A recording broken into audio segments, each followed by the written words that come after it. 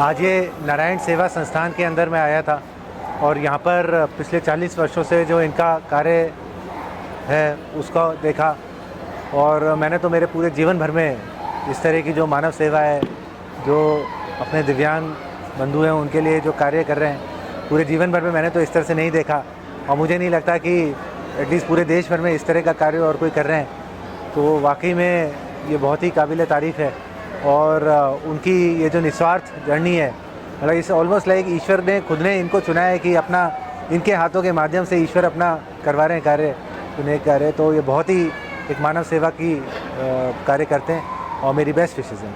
Thank you sir. कल्पना कीजिए कि ऐसी जगह की जहां व्हीलचेयर पर बैठा व्यक्ति भी अपने पैरों पर खड़ा होने का सपना पूरा कर सकता है और जहां हजारों दिव्यांगों की जिंदगी में हर दिन एक नया सवेरा आता है।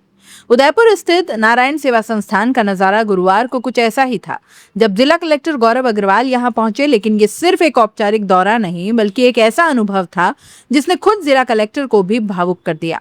लियों का गुड़ा स्थित नारायण सेवा संस्थान के विशाल परिसर में कदम रखते ही कलेक्टर गौरव अग्रवाल ने ऐसी सेवा और समर्पण का संसार देखा जिसे शब्दों में बयां करना आसान नहीं है। यहाँ उन्होंने जापानी और जर्मन तकनीक से तैयार किए गए अत्याधुनिक 3D printed Narayan module artificial limb fitment शिविर का उद्घाटन किया।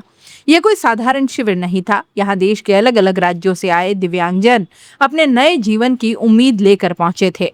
किसी ने दुर्घटना में अपना पैर खोया तो किसी के हाथ ने साथ छोड़ दिया, लेकिन नारायण सेवा संस्थान में इन सभी के लिए उम्मीद जिंदा थी।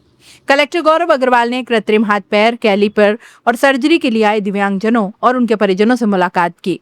उन्होंने उनकी समस्याएं सुनी, उनका हौसला बढ़ाया और उन्हें शुभकामनाएं दी। लेकिन इसके बाद जो हुआ उसने हर किसी का ध्यान खींच लिया। जिला कलेक्टर संस्थान के उन प्रशिक्षण केंद्रों तक पहुंचे जहां दिव्यांग युवाओं को आत्मनिर्भर बनाने की दिशा में काम किया जा रहा है। उन्होंने निःशुल्क सिलाई प्रशिक्षण केंद्र देखा, कंप्यूटर प्रशिक्षण केंद्र का अवलोकन किया, मोबाइल रिपेयरिंग और हस्तशिल्प प्रशिक्षण इकाइयों का निरीक्षण किया। यहाँ उन्होंने प्रशिक्षण ले रहे युवाओं से सीधे बात की, उनकी मेहनत, आत्मविश्वास और सपनों को करीब से देखा। और फिर कलेक्टर गौरव अग्रवाल ने जो कहा वो संस्थान के लिए किसी सम्मान से कम नहीं था। उन्होंने कहा, मैंने अपने अब तक के जीवन में दिव्यांग और निराश्रित जनों के लिए इस स्तर की सेवा नहीं देखी। मुझे नहीं लगता कि देश में कहीं और इतनी व्यापक और व्यवस्थित व्यवस्था होगी। दिव्यांगों की चिकित्सा, शिक्षा, प्रशिक्षण और पुनर्वास एक साथ किया जाता हो। उनके शब्दों में भावनाएं साफ दिखाई दे रही थी। उन्होंने आगे कहा कि मानवीय संवेदना और सेवा की ये निःशुल्क यात्रा देखकर यही महसूस होता है कि यह कार्य वास्तव में ईश्वर ही करवा रहे हैं। यह बयान सिर्फ एक प्रशंसा नहीं बल्कि उस सेवा भाव को सलाम था जिसने लाखों जिंदगियों को नई दिशा दी है। इस अवसर पर संस्थान के संस्थापक, पद्मश्री सम्मानित कैलाश मानव संस्थान अध्यक्ष प्रशांत अग्रवाल और निदेशक वंदना अग्रवाल ने जिला कलेक्टर का स्वागत किया और संस्थान की विभिन्न गतिविधियों की जानकारी दी।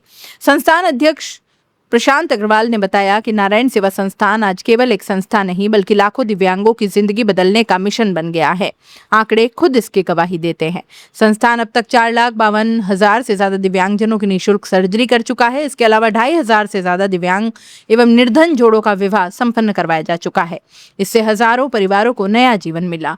सबसे बड़ी बात यह है कि दुर्घटना में अपने हाथ पैर खो चुके 40,000 से ज्यादा दिव्यांगजनों को निःशुल्क आर्टिफिशियल लिम्ब उपलब्ध करवाए जा चुके हैं, जिससे वे फिर से अपने पैरों पर खड़े हो सके। आज जब दुनिया तेजी से स्वार्थ और प्रतिस्पर्धा की ओर बढ़ रही है, ऐसे समय में नारायण सेवा संस्थान जैसी संस्थाएं ये साबित करती है कि मानवता अभी भी जिंदा है। ये इलाज का केंद्र नहीं, ये सिर्फ प्रशिक्षण का संस्थान नहीं, ये वो जगह है जहां टूटे हुए सपनों को फिर से जोड़ा जाता है। हजारों लोगों के लिए सेवा ही सबसे बड़ा धर्म बन चुकी है। शायद यही वजह है कि जिला कलेक्टर गौरव अग्रवाल जैसे वरिष्ठ अधिकारी भी यहाँ आकर कहने पर मजबूर हो गए कि यह काम इंसान नहीं ईश्वर करवा रहे हैं। और सच कहें तो जब कोई संस्था लाखों दिव्यांगों की जिंदगी में मुस्कान लौटाए, उन्हें आत्मनिर्भर बनाए और समाज की मुख्य धारा से जोड़े तो उसे सिर्फ संस्था नहीं बल्कि मानवता का मंदिर ही कहा जाना चाहिए।